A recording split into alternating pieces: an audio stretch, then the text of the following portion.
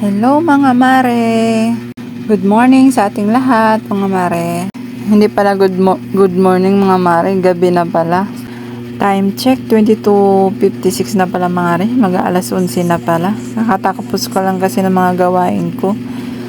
Actually mga mare, nakahiga na ako ngayon. Matutulog na sana ako. Napag-isipan ko na mag voice over muna para makapag-post. Para hindi tayo mamula kay mamita.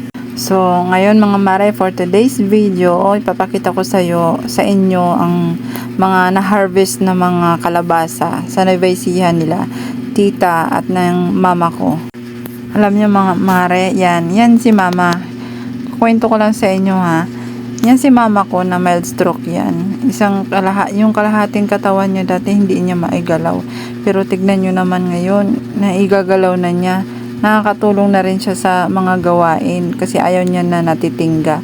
Parang nagkakasakit daw pag wala siyang ginagawa.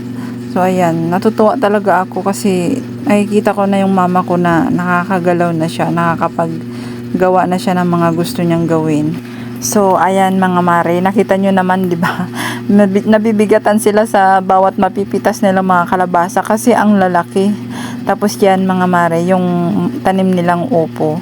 Nag-harvest din sila ng upo niyan kasabay ng kalabasa. Bali, ibibenta nila yan para pandagdag budget din nila doon. Yan yung ulam namin kanina mga mare, upo. Yung dala ng pinsan ko na nagpa-Maynila, 2 piraso. Nilagyan ko lang siya ng sardinas kanina. Nagmamadali na ako magluto kasi anong oras na. So, ayan, iniipon na nila yung mga napitas nilang mga gulay. Kasi titimbangin nila yan mga mare para malaman kung ilang kilo ang harvest nila ngayon. Yan, 'di ba? Ang lalaki. So, ayan na naman may napitas na naman sila. Yan si mama, dalawa-dalawa talaga yung buhat-buhat niya. Talagang malakas na si mama. At saka yan si Auntie Abing. Magkapatid yan sila, si Auntie Abing at saka yung mama ko. Saka yan, yung lalaki at babae na yan, mga pamangkin ko yan.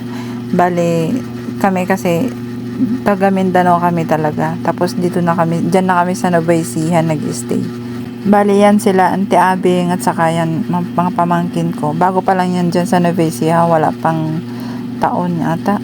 Kasi mahirap din ang buhay dun sa Mindanao. Mas maganda pa rin ang buhay dito sa Nueva Ecija. Kaya nahikayat na, dyan na rin sila tumira. So ayan na mga mare, yung mga na-harvest nila, ang lalaki ng mga kalabasa. So, ayan, yan lang muna mare ang video natin ngayon. So, maraming salamat. Thank you for watching my video. God bless.